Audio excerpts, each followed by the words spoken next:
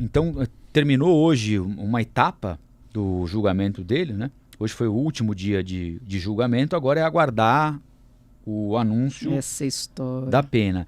Ele prestou depoimento, ele tinha pedido lá na segunda-feira para ser o último a prestar depoimento. E a Quinta justiça, versão, hein? Quinta versão da a história. justiça concedeu a ele o direito de falar por último.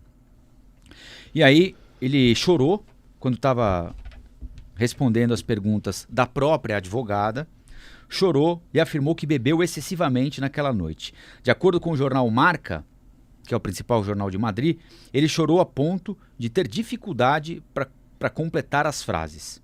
Daniel Alves afirmou que não é um homem violento e que não forçou a denunciante a acompanhá-lo ao banheiro. Além disso, disse que mentiu na primeira versão, não só na primeira, né, nas outras 4, porque ele apresentou a quinta agora, né, mas disse que mentiu quando afirmou que não teve contato nenhum com a moça, porque ele começa dizendo que nem sabia quem era, que aquilo era uma fantasia qualquer de alguém que estava querendo se aproveitar da fama e do dinheiro do Daniel Alves, lateral direito do Barcelona, da seleção brasileira, imagina, né? E agora ele, enfim, ele teve mais do que admitir, porque há exame de DNA comprovando o contato sexual entre eles, né? Ele mais do que admitiu e disse que mentiu porque queria preservar o casamento. Não queria que a esposa soubesse do que tinha acontecido.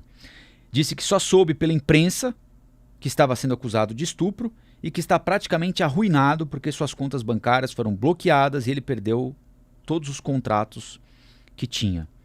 Como atleta de futebol, ele ainda estava jogando no México, né? Sim. Ele estava jogando no México ainda, mas tinha contrato com, enfim, propaganda, material esportivo, perdeu tudo. Ele afirmou que chegou de madrugada na discoteca, que tinham mudado o camarote que ele deveria ocupar, e que aí havia um banheiro, etc e tal. E ele disse que se aproximou da moça, que eles teriam começado a... Enfim, aí ele deu a versão dele lá e vida que segue, né? Mas, de fato, ele atribui ao álcool a relação sexual e disse que em nenhum momento houve estupro, que tudo que aconteceu dentro daquele banheiro foi consensual, embora ele diga que não se lembra de muita coisa, enfim. Mas ele disse que houve relação e que a relação que ocorreu lá dentro foi consensual, portanto não houve estupro. O Ministério Público disse que essa história não cola, que a moça foi levada para um banheiro asqueroso e sujo, onde ela jamais aceitaria ter relações sexuais com ninguém, muito menos com ele. E diz que na saída da boate, a denunciante estava sendo consolada e apontava para os próprios joelhos quando Daniel Alves passou por ela e se esquivou com pressa para ir embora. Enfim, agora... todo mundo já prestou depoimento, Daniel Alves já deu uma série de versões e nós vamos aguardar o veredito. O Ministério Público pediu 9 anos de prisão para ele, que é a pena máxima para esse tipo de crime lá na Espanha, onde a utilização do álcool é uma atenuante. Ah, é uma atenuante? Isso eu não sabia. O álcool, se o sujeito provar que estava bêbado, ele pode...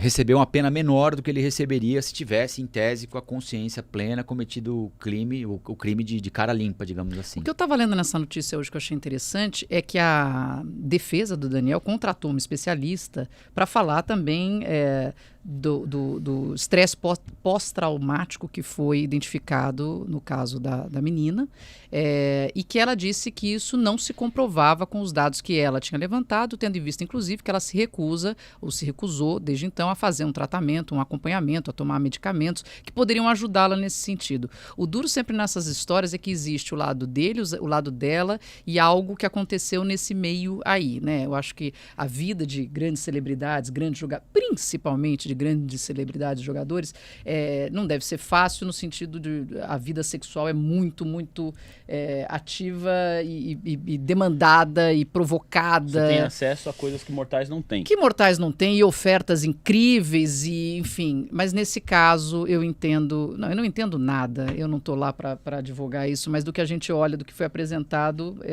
espero que justiça de fato seja feita. Sem dúvida a imagem dele está manchada e que sirva como um alerta para todos, homens e mulheres, ao se enfiarem em situações como essas, porque realmente aí depois fica o disse-me-disse e carreiras são arruinadas e vidas são arruinadas. Ela vivendo um trauma após o ocorrido, pelo que eu estava lendo, inclusive, logo depois ela tinha medo, ficava muito nervosa ao ouvir pessoas falando em português, entendendo que poderia ser ele, que ela disse que não sabia nem quem ele era, que ele só falava português e foi isso que ela entendeu, na versão dela. Mas fica uma pessoa traumatizada e um nome completamente destruído por acontecimentos de uma noite. Então acho que fica o alerta, vale como exemplo até para que não aconteça mais tanto, né? E é uma coisa que acontece com muita frequência. Agora, isso que você falou, Maria, realmente é verdade, né? A pessoa que tem ali um poder aquisitivo muito alto, o que é uma celebridade, o que é muito conhecida por muita gente, ela tem acesso a coisas que eu brinquei aqui, né? Que os mortais não têm.